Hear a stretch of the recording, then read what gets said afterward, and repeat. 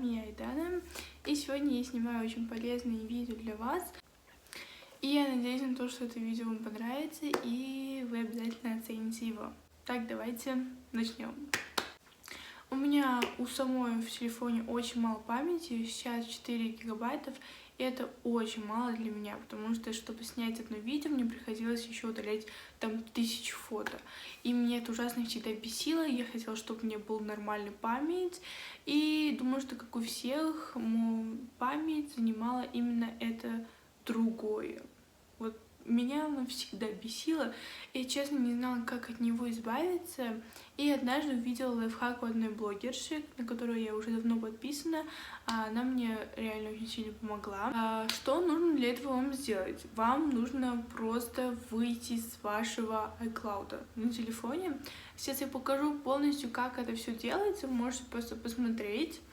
Вот, вам нужно выйти с вашего iCloud, и потом через некоторое время, когда вы зайдете в настройки, и хранилище у вас уйдет, это другое, не уйдет, а его станет меньше, чем было, тогда вы можете обратно зайти в ваш iCloud и дальше продолжать снимать. И у меня было 64, стало, по-моему, 40.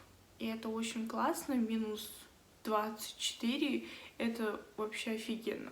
Это самый эффективный способ, как очистить память, но знаете, что есть одно большое но. Вы должны знать свой iCloud и пароль, это обязательно.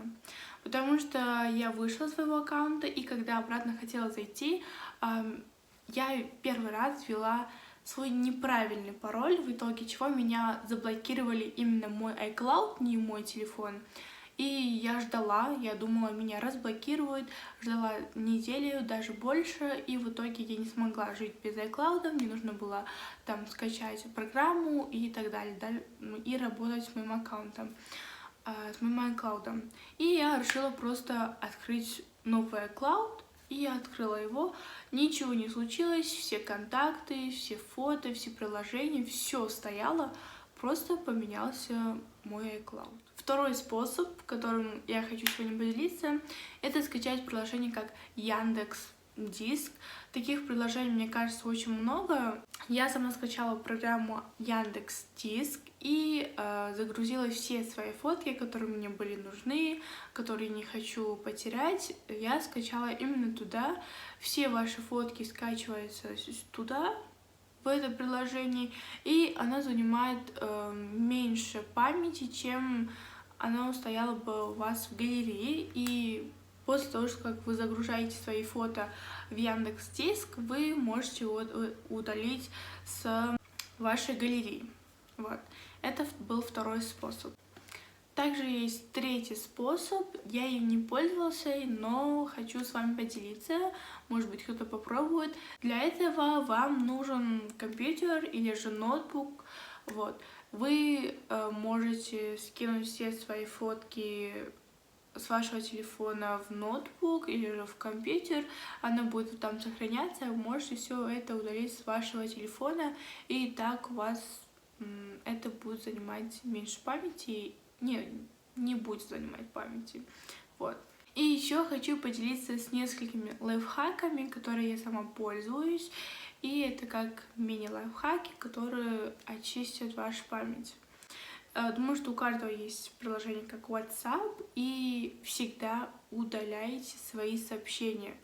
Особенно из каких-то чатов заходите в настройки, сюда все поставлю, посмотрите, как все это делается, удаляете все ваши сообщения, можете в хранилище, и так она будет занимать меньше памяти приложения WhatsApp.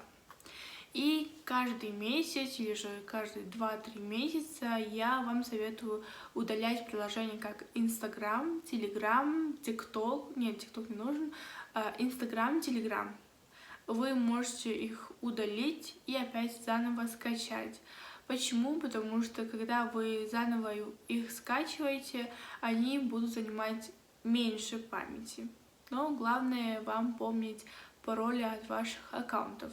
И еще один лайфхак. удаляйте всегда приложения, которые вы уже не заходите месяц или что-то даже больше.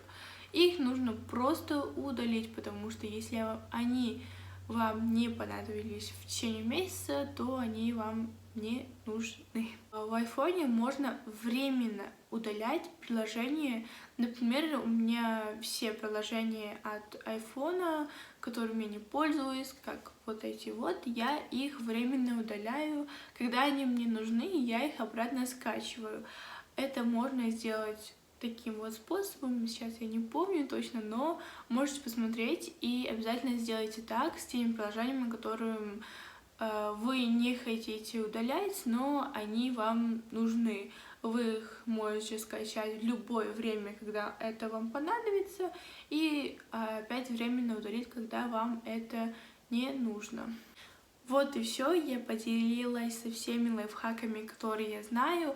Думаю, что я вам хоть чем-то помогла, и вы будете пользоваться этими лайфхаками, потому что они реально работают, и чтобы все было хорошо. Всем пока, спасибо за просмотр, всех люблю.